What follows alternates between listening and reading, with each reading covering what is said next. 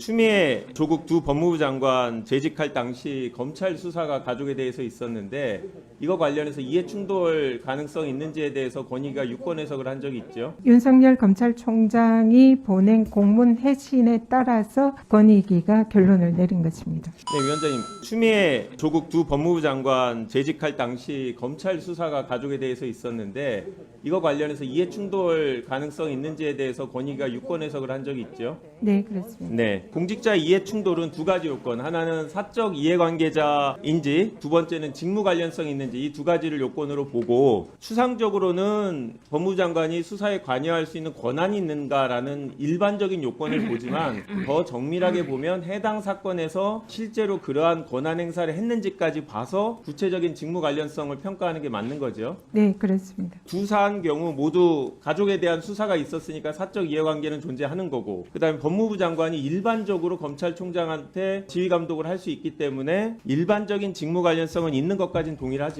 네, 그렇습니다. 하지만 추미애 전 장관 사건 같은 경우에는 구체적으로 직무 관련성에 관해서 법무부 장관이 수사에 개입했는지 여부까지 판단해서 그런 사실이 없다라고 봤기 때문에 구체적인 직무 관련성이 없다라고 유권 해석을 한 거죠. 네, 그렇습니다. 네, 그래서 두 가지 결론이 달라진 거지 기본적으로 검토 방식 자체가 차이가 있었던 건 아닌 거죠. 네, 그렇습니다. 구체적인 사실관계를 판단할 때는 당시 윤석열 검찰총장이 근무하고 있었던 대검에서 추미애 당시 법무부 장관이 자신의 아들에 관한 검찰 수사에 관련해 검찰에 구체적인 지휘 감독을 한 사실이 없다라고 서면 회식을 했기 때문에 이걸 근거로 구체적인 직무 관련성이 없다라고 권익위가 답변한 거죠. 네, 윤석열 검찰총장이 보낸 공문 해신에 따라서 권익위가 결론을 내린 것입니다. 혹시 당시에 실무자들이 초안으로 일반적인 직무 관련성까지만 검토해서 보고를 했는데 정식으로 완결되기 전에 권익위원장님 이거는 추가로 더 검토가 필요한 거 아닌가 이런 지시를 한 적은 있으십니까?